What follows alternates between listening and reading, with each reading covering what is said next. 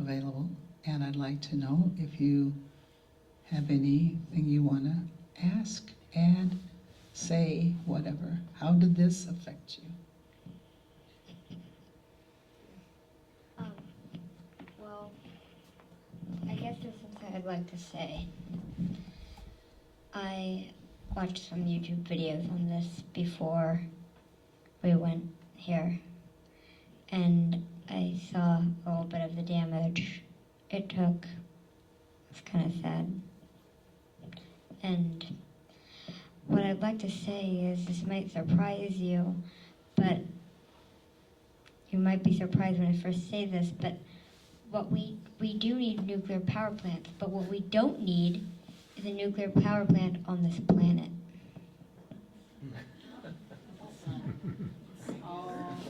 We need nuclear power plants, but not on this planet.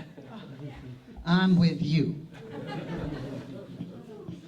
And of course, we have a giant nuclear plant called the sun. Other comments? Reactions? Yes? I felt so linked to it, just being the ocean touching both of us.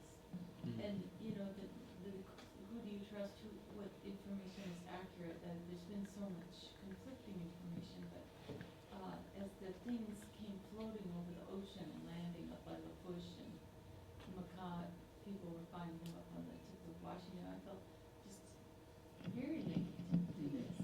And I wondered, you know, how much are we truly impacted? And I don't think we really know, I don't think we have accurate information. I don't know that we do. Just like the Europeans didn't get accurate information from Chernobyl. And it reminded me of when I was a graduate student, a group of young people came who had been little children when Chernobyl happened, and they were asked as students to tell the story about how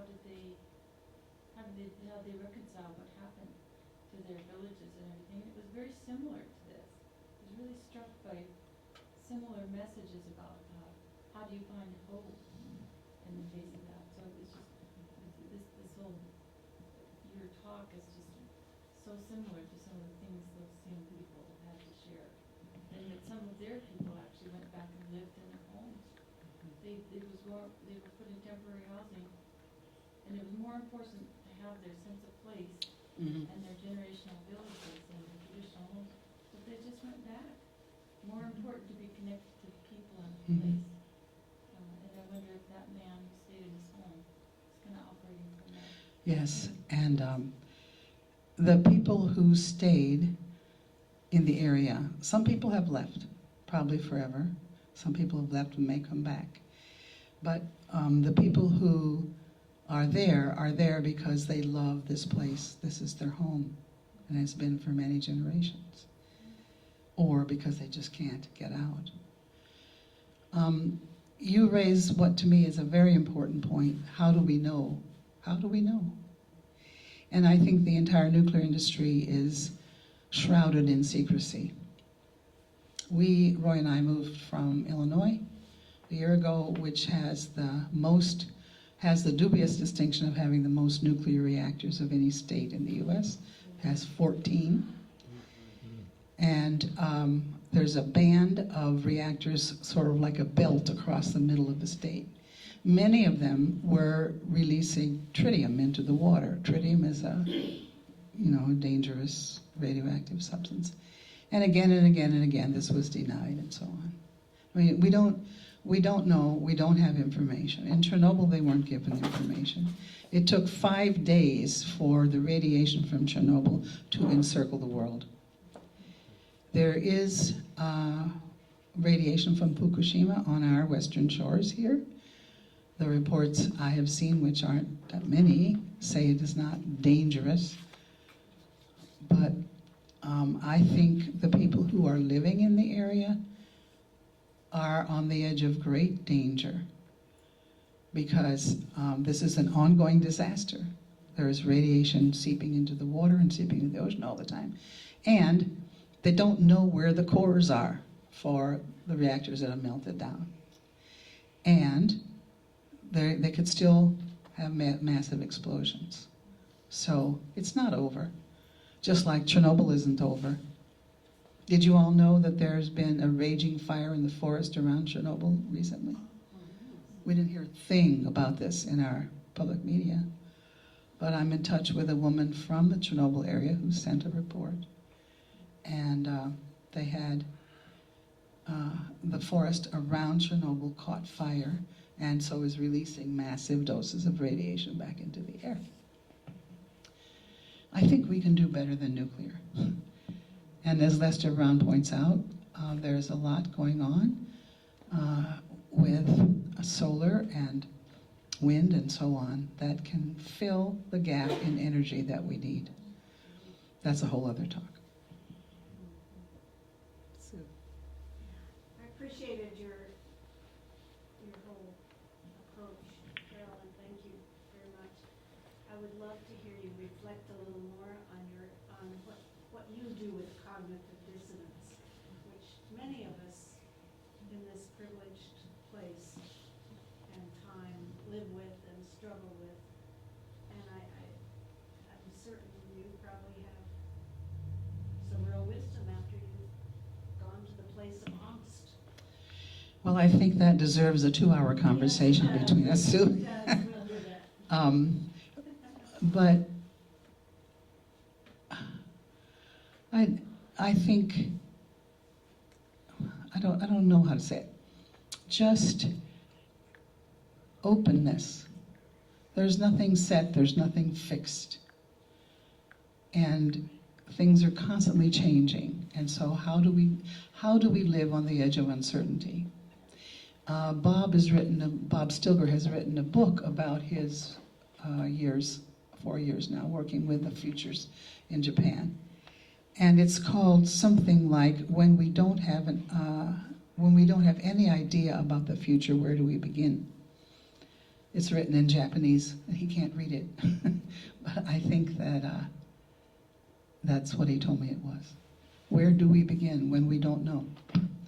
And I so admire the courage of people who can live in that state of unknowing and keep making and remaking decisions all the time.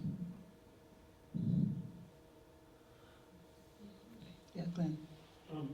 You mentioned a couple times about the people feeling forgotten. And other than having conversations with them, you have that, and then you don't have from here. Do you feel that you and your group were the people to be effective in remembering them, or are there things that they really, did they have a handle on how they would feel less forgotten? Where did you go from there with that sense of their? I think we all felt kind of a sacred trust. They entrusted us with their sacred stories. It was a sacred journey. And I imagine that the way each of the 20 or so people on our journey has lived with this and tried to put it into action is different from each other. I've started giving presentations. I think that's important to them, to know their stories are getting out. I know it's important to them. But what can we do to get out their stories? What can 20 people do? So, New Stories will be holding another Japan Learning Journey this November, first 2 weeks of November. If you have any interest in going, look at newstories.org or talk to me. You spoke a little about the individual that has survived Hiroshima and then this. Could you talk a little bit more about that? And then also, what exactly are those treatments? What exactly what? The treatments, what type of treatments are they? For trauma, for the trauma. Okay. Well, as I said, this professor grew up, was born in Hiroshima, and his father, who went looking for people to help the day after our bomb, on Hiroshima died early because he contacted radiation sickness. And that's been a very powerful effect on Kotani Sensei's life. And I don't begin to know all the detail about that. But he felt the same when he was wandering through the disaster areas, especially the radiation areas. And he wanted to bring people together to get some help, which they weren't. And he's a psychologist, so he knows that repressed trauma only eats away at you inside. So they started trying to offer services to people to come and talk, and nobody wanted to do that. So then they decided to offer educational services where they talked about trauma and how it affects a person and what can be done and so on. And then they have developed group programs in this clinic, in these two clinics, Koriyama and Sendai. And the support group that we visited was one example of a group there. Is that answering your question? Yes. And they would like to develop something in the area, in the Tohoku area. Because the professors who take the train up there and do run these clinics have full-time jobs back in Tokyo. So they would really like to get people up there who could have a clinic, have a building, have a facility, maybe have a college, and they could do it.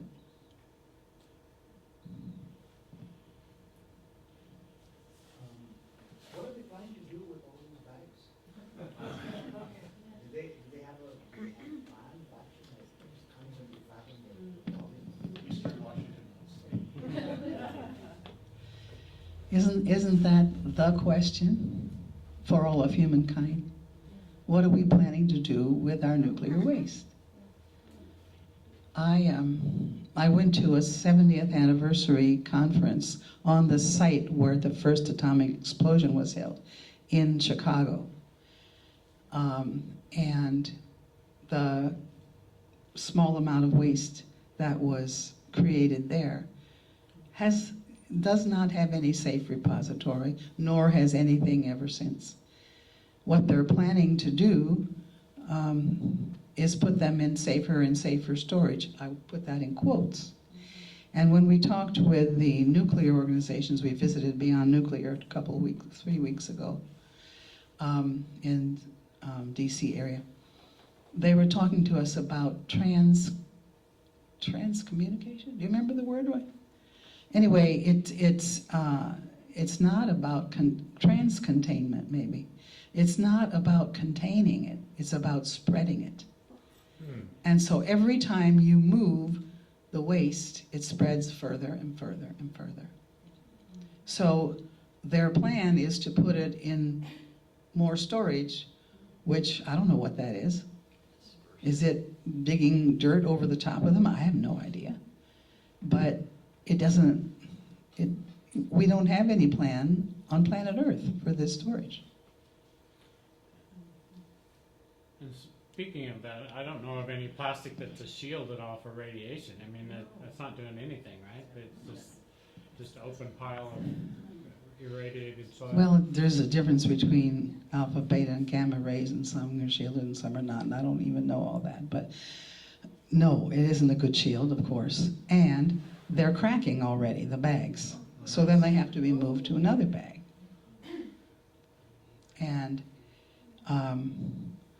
so we have the same reactors as Fukushima. There's a plant called Diablo Canyon in California, which is a Fukushima disaster waiting to happen. It is on a series of earthquake faults right by the ocean. The same age, the same type of reactor, the same age. And, a good earthquake there would take it down. Yeah, Dennis? What did you hear about the amount of cancers as a result of this radiation in the area? Yeah, we heard surprisingly little about anything nuclear. And I was the one on the trip who was the most informed and concerned about nuclear. But I have heard about it subsequently because I've been looking into it. It's early yet for cancers, but you are finding thyroid abnormalities and thyroid cancers beginning now in children, which is typical. I mean, that's the way it should go.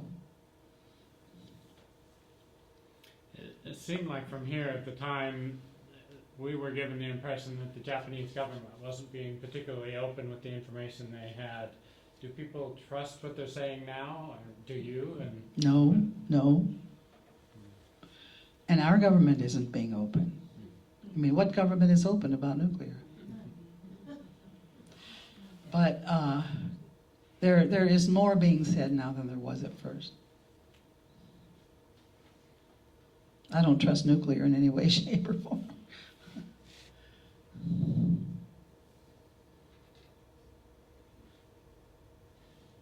Right. Do you want to say anything about the uncertainty that many young couples are facing Oh my, in yes. the area about their own future decisions on fertility? One thing I know from talking to the psychologists is that young people, especially women, but also men, are wondering what will happen to them because of Fukushima. And they are saying that they are the new Hibakusha, which means radiation survivors of Hiroshima, and that people will shun them. And they don't know about their safety in having a child, and have their, if they have a child, should they marry? Who would want to marry them? But should they marry? Should they try to have a child? And if they have a child, will that child be damaged chromosomally? So, and you know, as Helen Caldecott says so strongly, there is no safe dose of radiation. No safe dose. And everybody up there is living with some level of radiation. But all it takes is one mutant cell to start producing a cancer. One cell. So I feel divided about the presentation. You know, do I speak truths about the dangers in nuclear? Or do I speak about the tremendous resilience and courage and tenacity that the people we met have? Yes. Yes, and so I'm doing both. But I want you to remember the tremendous courage that they have, and so they're deciding, many of them, to go ahead and create a different kind of a future. Like the woman who started the daycare center, she never had done anything like that in her entire life.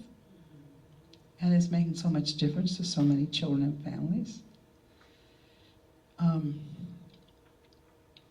What can we do? What would you step up and do if there was a big crisis? I don't have any idea what I'd do. But you do it when the time is upon you. It strikes me that there's constantly crises, and that it's good that you bring this to us so that we can wake up to it a little bit more. But around the world and across our fence, there's always people who are in crisis and who are struggling, and we numb ourselves to that fact and figure out how to continue life as if this were not happening. Because we don't know how to accept what we do not know and to try and see what happens and revisit it and try again. You know, I was struck by the fence and the conversation about how the neighbors were pitted against each other just because of the inequality of what they got from the government. And the rest of the story was so much about cooperation and people helping each other.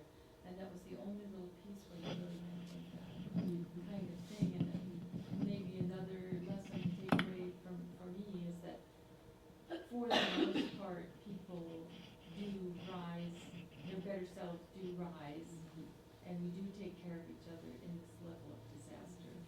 And that lesson to be learned from the fence is dividing people and making them not kind of be in the same boat is pitting people against each other is maybe not the best strategy, but to allow the natural inclination to step up and do something, which is what your story is telling me happened with the majority of people. Maybe I'm making a big assumption, but Remember that we had a very special opportunity thanks to Bob and his work there for 4 years. If we were tourists, we wouldn't have seen any of this. And so he took us into the depth he had been experiencing, which was very precious.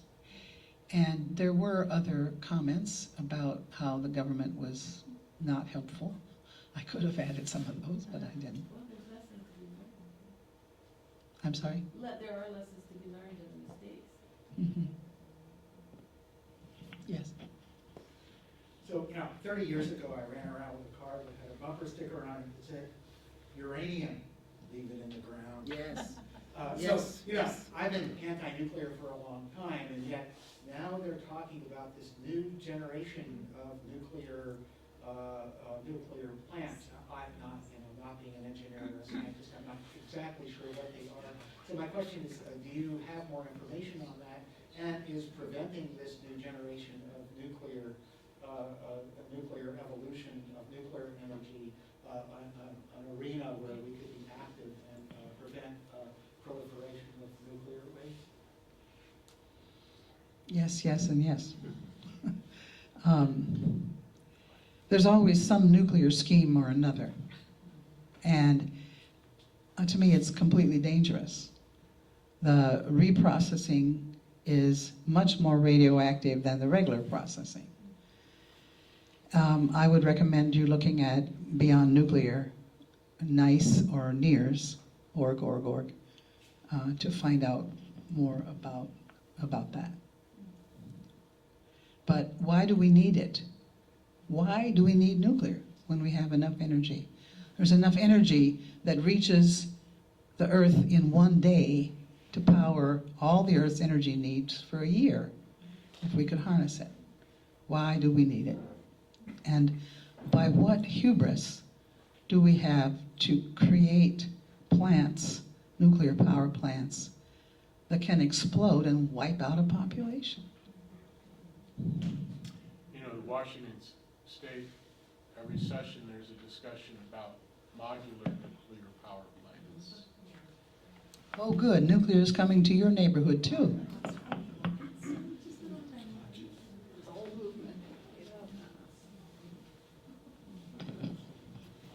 One more question. I was struck by the woman that you asked if she was angry at the company for putting the nuclear plant there, and she said no, because they brought a higher standard of living.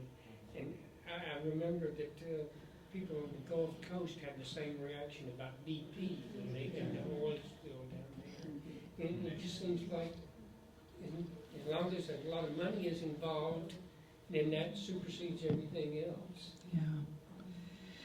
We lived in central Illinois, and in 1979 we tried to stop the building of a Clinton nuclear reactor in Clinton, Illinois.